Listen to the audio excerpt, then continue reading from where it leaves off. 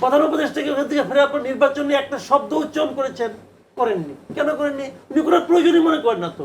উনি তো nothing new, উনি যা বলেছেন ওখানে ঘোষণায় উনি তাই কাজ করতেছেন।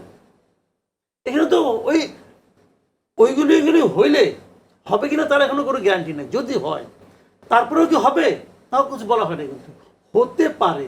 কামাল, আপনি তো এর আগে বলেছেন যে ফেব্রুয়ারি কেন এই সরকার নির্বাচনে দিতে পারবে না, তো এখন কি আপনার ঠিক একই জায়গায় আছেন নাকি কি মনে হচ্ছে? আরেকটি প্রশ্ন বলে রাখি যে অনেকেই বলেন যে ফেব্রুয়ারিতে নির্বাচন, অনেক বিএনপি নেতারা তো ফেব্রুয়ারিতে নির্বাচন মাথায় রেখে প্রস্তুতি নিচ্ছেন, কিন্তু ফেব্রুয়ারি না এপ্রিল, এই প্রশ্নটা কি আসলে মীমাংসিত হয়েছে কিনা সেটাও আপনার কাছ থেকে শুনতে চাই। মীমাংসিত হয়নি তো, মীমাংসিত হয় নাই। আমি আসলে এই জায়গাটাতে বিএনপির রাজনৈতিক প্রজ্ঞার একটু আপনার সমালোচনাই করি, যে ওনারা আসলে 7 তারিখে ঈদ হলো না, একটা 7 তারিখে ঈদ হয়েছে, 13 তারিখে মিটিং হয়েছে তারেক রহমানের সঙ্গে প্রধান উপদেষ্টা। এক সপ্তাহের মধ্যে বিএনপির ভাবভঙ্গি দেখে মনে হলো তারা 1 সপ্তাহের মধ্যে 2টা ঈদ পেয়ে গেছে। আমার কাছে মনে হয়েছে ওই 7 তারিখে এটা কোরবানি ঈদ ছিল না, কোরবানি ঈদ, আমার মনে হয়েছে 1 সপ্তাহের মধ্যে বিএনপি 2বার কোরবানি হয়েছে, এটা আমার কাছে মনে হয়েছে। দেখেন কতগুলি জিনিস এখানে লক্ষণীয়। 13 তারিখে যৌথ ঘোষণাতে কি বলা হয়েছে, ওখানে ফেব্রুয়ারি কথাটা উল্লেখই করা হয় না, শব্দটাই তো নাই। প্রথমত হলো যদি এইগুলি হয় তাহলে রমজানের 1 সপ্তাহ আগেও নির্বাচন হতে পারে। তো সেটা ব্যাখ্যা করলে তো ফেব্রুয়ারি চলেই আসে। না না, হতে পারে, হবে। ওইগুলি হইলে হবে কিনা তার এখনো কোনো গ্যারান্টি নেই। যদি হয় তারপরেও কি হবে তাও কিছু বলা হয় না, কিন্তু হতে পারে।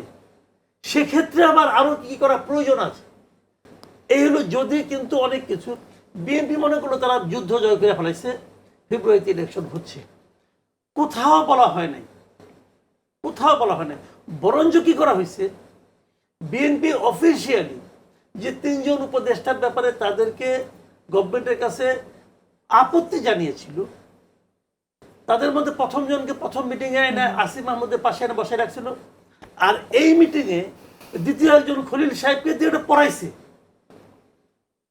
এবং পাশে বসে আমির হোসেন মাহমুদ বলছে আমরা সম্পূর্ণ সন্তুষ্ট বলাইছে। বিএনপি মনে করছে যে আমরা যুদ্ধ জয় করে ফেলাইছি। তো আসলে এই হলো বিএনপি। আমি জানি না ভাই, ওনারা অনেক জ্ঞানী লোক আছে, আমরা তো ক্ষুদ্র মানুষ, আমরা সাধারণ মানুষ হিসেবে বিভিন্ন পলিটিক্যাল পার্টি কর্মকাণ্ডকে আমাদের মতো করে আমরা ব্যাখ্যা করি। আমার ব্যাখ্যায় যা হয়েছে সেটাই বললাম।